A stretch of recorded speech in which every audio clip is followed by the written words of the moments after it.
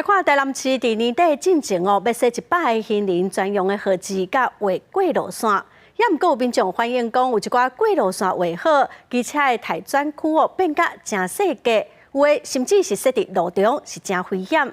台南市交通局是表示讲，有问题的所在会来定位，也毋过嘛强调讲，台转区的位置拢有经过评估，袂有安全的问题。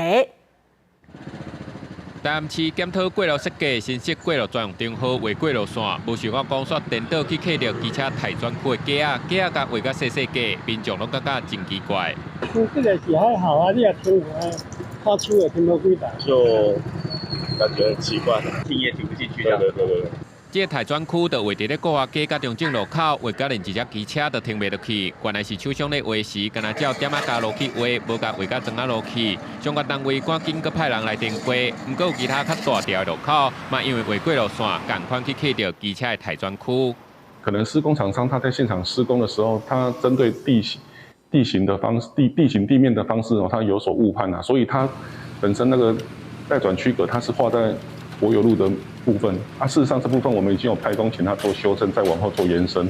台南科工区进前嘛出现超大架机车台转区，一届会当停80只车单红灯。交通局解说，台转区是参考路的跨度来画，只有拍算伫年底进前完成100基的过路专用灯号，佮定位过路线。毋过市内车路本地就真矮，路口空间有限，若佮画2条过路线，恐惊就无空间来踩这的车红灯。市有强调，改善过路政策不变，为台转区嘛拢有经过详细考虑。也若要试办取消台转区的路段，目前也搁咧研究。记者综合报道。